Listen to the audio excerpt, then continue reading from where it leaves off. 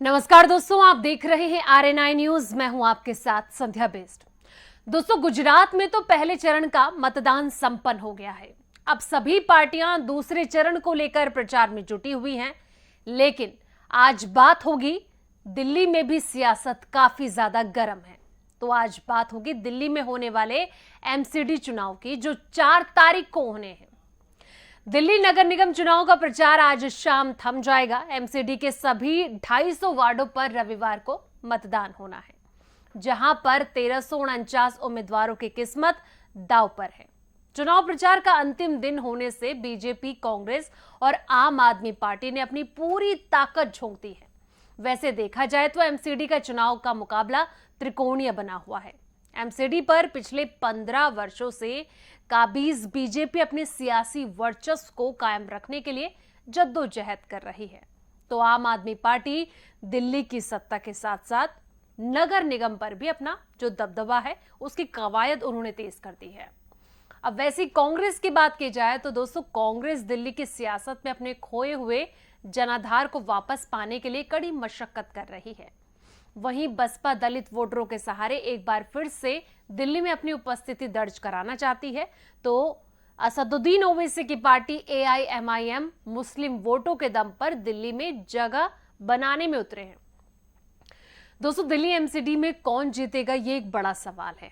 वहीं यूपी की तरह दिल्ली में भी पूर्वांचलियों का जो पावर है वो चला आ रहा है, यानी कि पूर्वांचल वोटर भी ज्यादा हैं और उनको लुभाना भी बहुत ज्यादा है।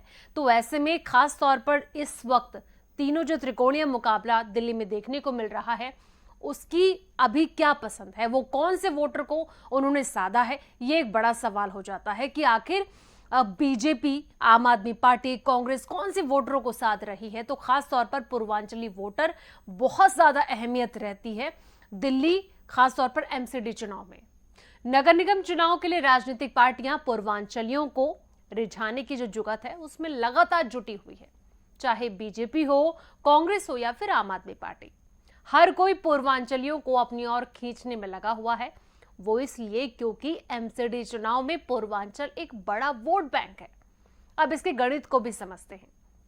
पूर्वी यूपी, बिहार और झारखंड के रहने वाले ऐसे लोग जो भोजपुरी बोलते हैं, उन्हें पूर्वांचली माना जाता है।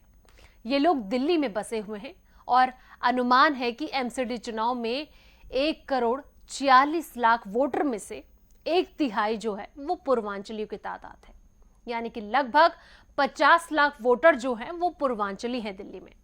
माना जाता है कि हर विधानसभा में पूर्वांचली वोटर है और यही वजह है कि इन्हें रिझाना भी कितना ज्यादा जरूरी है और रिझा भी रहे हैं। इस बार 250 वार्ड हैं क्योंकि अब तीनों नगर निगम एक हो गई है। दोस्तों, 2012 में नगर निगम को 3 हिस्सों में बांट दिया गया था और कुल 272 वार्ड बनाए गए थे, लेकिन मोदी सरकार ने फिर से तीनों को एक कर दिया है। दोस्तों, बीजेपी ने 50 पूर्वांचली उम्मीदवार उतारे हैं, जहां पर उन्होंने सबसे ज्यादा भरोसा भी किया और खास तौर पर उन्हें पता भी है कि कौन कौन से इलाके, कौन कौन से क्षेत्र के वासी के लोग रहते हैं। तो जाहिर तौर पर जिस तरीके से 1/3 जो वोटर हैं वो पूर्वांचली हैं। दिल्ली बीजेपी के जो अध्यक्ष हैं आदेश गुप्ता ने बताया कि लगभग 50 पूर्वांचली उम्मीदवार MCD चुनाव के लिए उतारे हैं। उन्होंने दावा किया है कि पूर्वांचली उनके साथ हैं और जब छठ पूजा हुई थी तो छठ पूजा के दौरान बीजेपी के राष्ट्रीय अध्यक्ष JP नड्डा ने छठ पूजा समिति के सदस्यों के साथ बातचीत की थी, एक बैठक की थी और उनसे MCD चुनाव में अपना आशीर्वाद देने की बात उन्होंने कही थी। हालांकि आप अगर ये नहीं जानते हैं तो आपको बता दूं कि नड्डा का बचपन जो है वो पटना में ही बीता है, तो खास तौर पर जो इसलिए बीजेपी के लिए पूर्वांचलियों को अपने साथ लाने में नड्डा का भी बड़ा योगदान रह सकता है।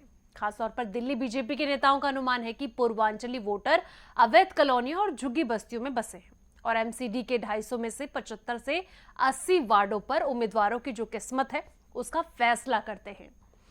MCD चुनाव के लिए बीजेपी के स्टार प्रचारकों की जो लिस्ट है उसमें मनोज तिवारी, रवि किशन और दिनेश यादव निरहुआ भी शामिल हैं। और आप अक्सर देखते भी होंगे जब भी दिल्ली की बात हो, बिहार की बात हो या फिर यूपी की बात हो, तो ये जो तिगड़ी है इन तीनों की, खासतौर पर स्टार प्रचारक के तौर पर ये उतरते हैं मैदान में और कहीं ना कहीं जनता इनको पसंद भी करती है, जिस वजह से एक वोट बैंक जो खासतौर पर निशाना साधती भी है, जिस तरीके से बीजेपी को पता है कि कौन कौन से स्टार प्रचारकों को मैदान में उतारना है जिससे कि लोग इन्फ्लुएंस हो सके और अपना वोट उन तक पहुंच सके।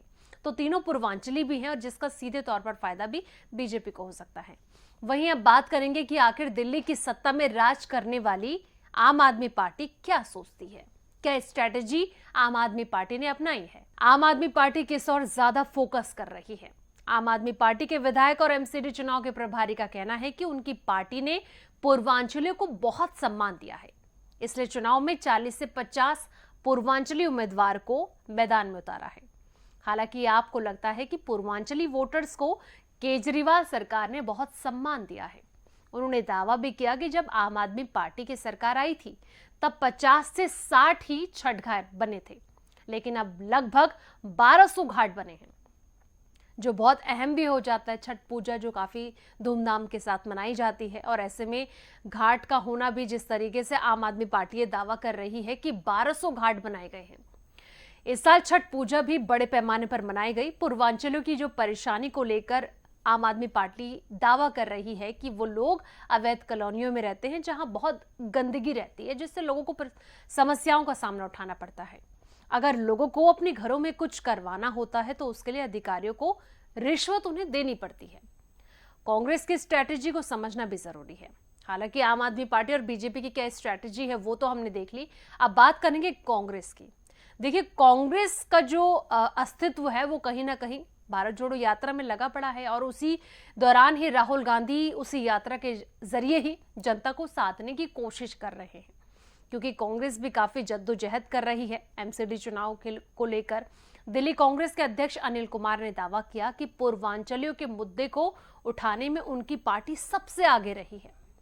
उन्होंने कहा कि कांग्रेस उनके मुद्दों को और उठाएगी जैसे हमेशा वो करती रहती है और उन्हें याद दिलाया जाएगा कि कैसे बीजेपी और आम आदमी पार्टी उनकी समस्याओं का हल ढूंढने में नाकाम रही है। हालांकि कांग्रेस को बड़ा झटका तब लगा था जब पार्टी के वरिष्ठ नेता और पूर्वांचल बैकग्राउंड से आने वाले महाबल मिश्रा आम आदमी पार्टी में शामिल हो गए थे। उन्होंने आम आदमी पार्टी का दामन थाम लिया था और ये बात केजरीवाल भी जानते हैं कि मिश्रा का पार्टी में शामिल होने से कहीं ना कहीं आपको फायदा मिल सकता है। जहां खुद अरविंद केजरीवाल ने महाबल मिश्रा को दिल्ली के पूर्वांचल समुदाय का एक बड़ा नेता बता दिया था। तो दोस्तों, जिस तरीके से तीनों पार्टियां जो त्रिकोणीय मुकाबला दिल्ली एमसीडी चुनाव में हमें देखने को मिल रहा है, वहां पर उनकी क्या स्ट्रैटेजी है, इसको लेकर तो बात करी। और खास तौर पर आज जो चुनाव का प्रचार है वो तो थम जाएगा। ऐसे में ये देखना होगा कि 4 तारीख को जब वोटिंग होगी और जब नतीजे आएंगे तो इस बार कौन सत्ता में काबिज होगा, ये एक बड़ा सवाल है। और कमेंट सेक्शन में आप अपनी राय भी जरूर दें।